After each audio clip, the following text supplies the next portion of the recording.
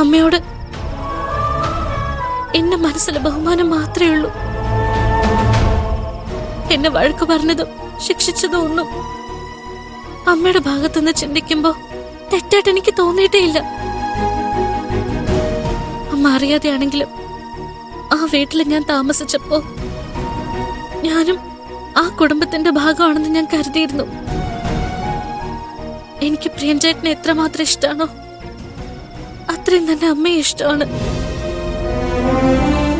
പ്രിയൻചേട്ടന്റെ എല്ലാ നല്ല ഗുണങ്ങളും കിട്ടിയത് അമ്മയിൽ നിന്നാണെന്ന് എനിക്ക് നല്ല വിശ്വാസമുണ്ട്.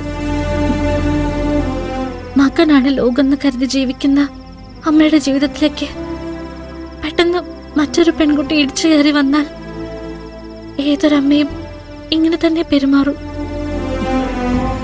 അമ്മയുടെ ഭാഗത്ത് ഒരു തെറ്റുമില്ല. നിന്നെ പോലൊരു പെൺകുട്ടി പ്രിയന്റെ ജീവിതത്തിൽ ഉണ്ടെന്ന് അറിയുമ്പോ എനിക്ക് ഒരുപാട് സന്തോഷമുണ്ട്.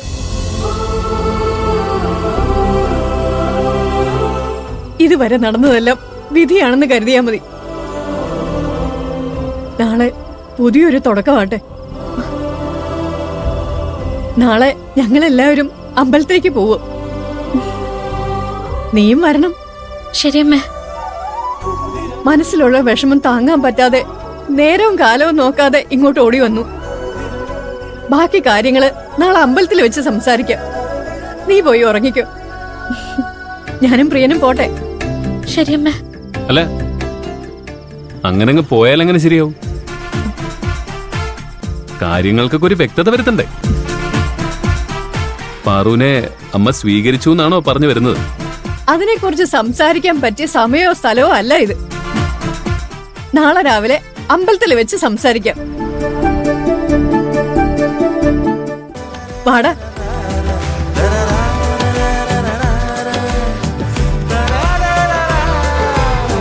ശരിയാ.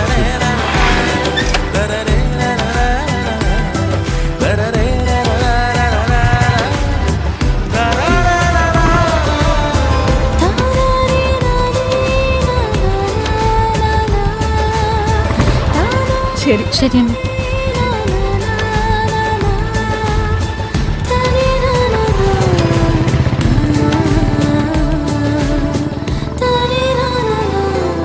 പ്രിയന്റെ അമ്മ മോളോട് മാപ്പ് ചോദിക്കുന്നതുവരെ ഏകദേശം എനിക്കെല്ലാം മനസ്സിലായി.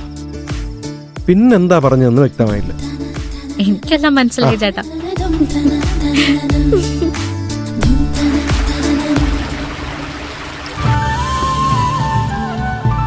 അമ്മേ, ഞാൻ അമ്പലത്തിൽ പോയിട്ട് വരാവേ. വേഗം വരണം. ആ ശരി അമ്മേ.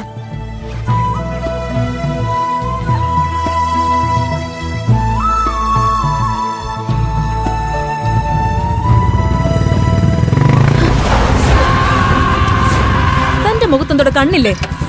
ആളെ കൊല്ലാനാണോ വണ്ടി ഓടിക്കുന്നേ? എന്താടാ ഉണ്ണി, ലക്ഷ്മി നല്ല ഉഷാറായിട്ട് പ്രതികരിക്കുന്നുണ്ടല്ലോ. ഉഷാറ് കാണാതിരിക്കോ മുതലാളി? ഭർത്താവായിട്ട് കണ്ടക്ടറല്ലേ കിട്ടിയിരിക്കുന്നേ. ഓ, അനിയത്തിയും സിറ്റിയിൽ ജോലി ചെയ്ത് ലക്ഷങ്ങൾ അയച്ചു കൊടുക്കുന്നുണ്ട്. അതിന്റെയൊക്കെ ജാട കാണിച്ചില്ലെങ്കിൽ അത്ഭുതമുള്ളൂ.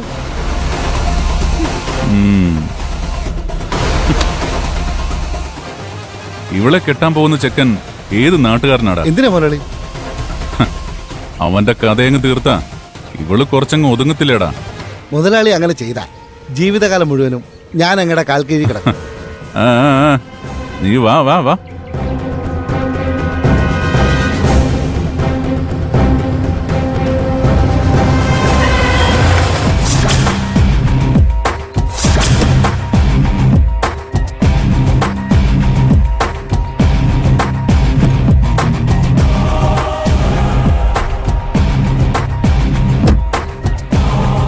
ഇവരെന്തിനാ ഇങ്ങോട്ട് വരുന്നേ?